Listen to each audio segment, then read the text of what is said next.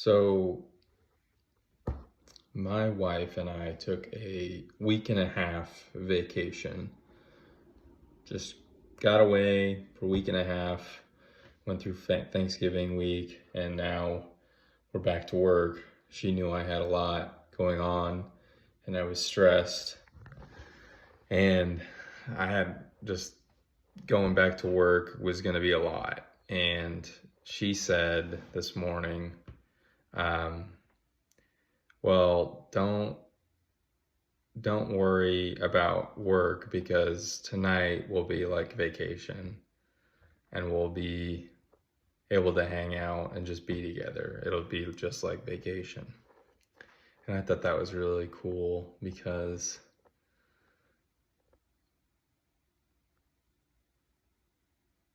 it's just nice to have someone you care about with you, and that's your rest.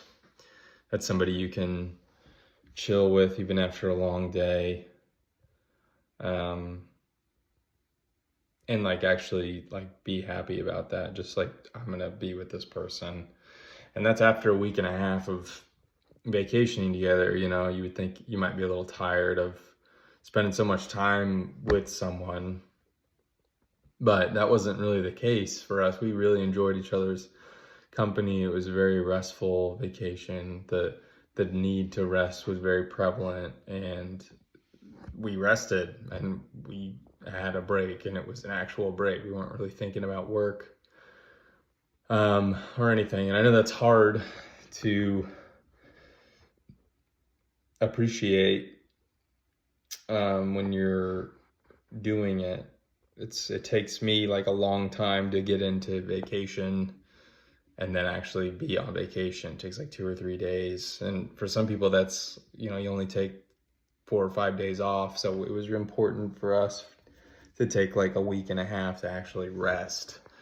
And it was great. But it's just so nice just to think like, okay, yeah, we got to go back to work and it's going to suck. But the thing I can look forward to tonight is just being present with someone I love and somebody that can reciprocate those emotions and that rest, and not have any real expectations set other than just being present. So I hope you can find that. I hope you have that, because it's really a blessing to have in your life and can really make or break your sanity when you're married. So yeah, I don't look to avoid spending time with my wife. I look to see her as my rest. I'm sure I need time apart from her sometimes just to process or go spend time with my friends.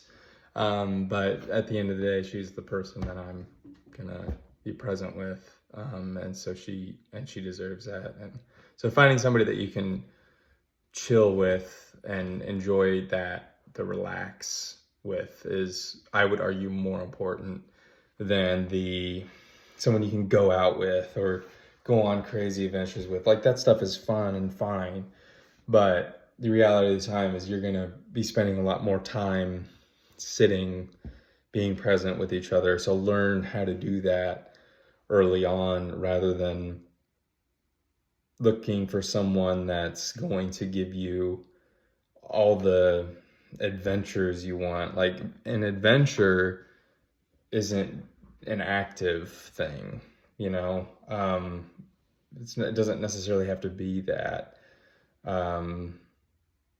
It's more about the journey, because the journey is ongoing, and there's an end that is longer. When you think of like Lord of the Rings, for example, Frodo and Sam trekking across Middle Earth wasn't an adventure. It started out as an adventure, but it set in after a while that it was a journey, and they had to do it together, and they could confide in each other.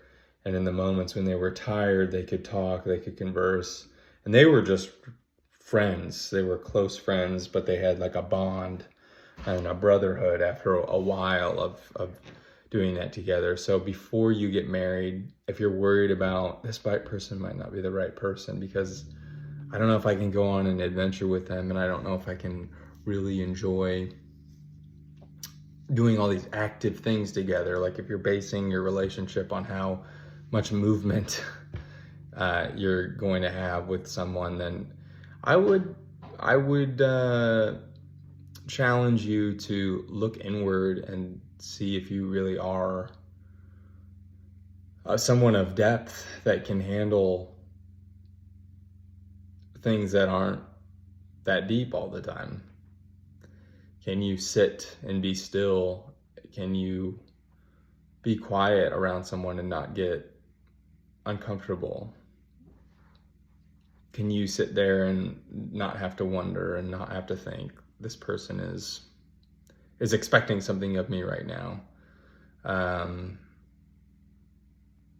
I would challenge you to look inward, and I would say that if you're the one looking for that in your relationship, if you are finding yourself becoming anxious in your relationship when nothing's going on, and the anxiety is coming from the other person, you might be a little bit of the problem, and you might need to reflect and think about what's important to you and why what is important to you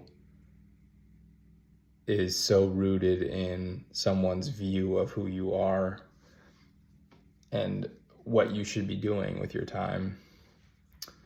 And that's all. I don't really have much more to say. If you can go into the weekend without plans with somebody and be at peace, I think that's a great place to be in life. Sure, make some plans, go on a date night, do fun things together, but like a majority of your life, you're going to be doing not as much productive. And I would just argue that that's awesome to have someone that you can do that with. I don't really know where else I'm going with this thought, but I just wanted to say it because I was thinking about my wife and how great she is and how much I enjoy being just alone with her and just sitting in a room. We can watch TV, we can just sit there together, just next to each other, just hanging out.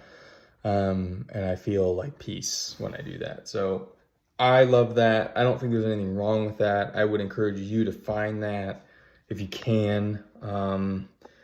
Just shoot for simplicity over complexity all of the time.